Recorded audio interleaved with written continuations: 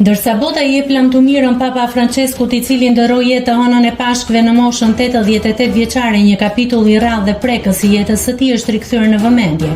Dashuria e tij e parë dhe premtimi që e çoi drejt priftërisë. Amalia Damonte, një grua nga lagja Flores e Buenos Airesit, ishte dashuria e parë e Papa Franceskut, siç e njohim, shumë kohë përpara se ai të bëjë udhëheqësi shpirtëror i më shumë se 1 miliard katolikëve në mbar botën. Nëse nuk martohem me ty, do të bëhem prift, i shkroi ai në një letër dashurie në moshën 12 vjeçare, shoqëruar me një vizatim të një shtëpie që ëndërronte ta blinte për jetën e tyre bashkë. Gjatë një interviste të mëhershme, Damonte tregoi se ishte nëna e saj ajo që ndërpreu kontaktin mes të dyve, duke e ndaluar atë ta takonte. Ishte një ndjenjë fëmijërie e pastër, por mami nuk e pa kështu, tha ajo me buzëqeshje.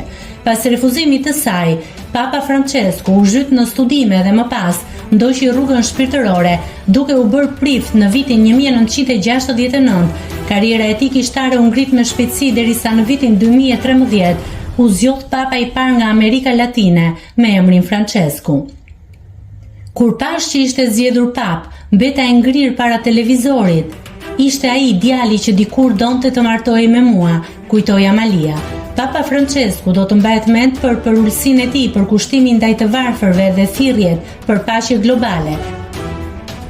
Por prapa figurës së tij publike qëndronte edhe një histori e thjesht dashurie, një kujtim i ëmbël nga rrugicat e Buenos Airesit që ndoshta ndihmoi në formësimin e një prej liderëve më të dashur të kohës moderne. Nëse klikoni mbi butonin subscribe, do t'ju shfaqen të gjitha publikimet tona. Ju ftoj t'i bëni subscribe kanalit, të pëlqeni videot dhe të lini komentin tuaj.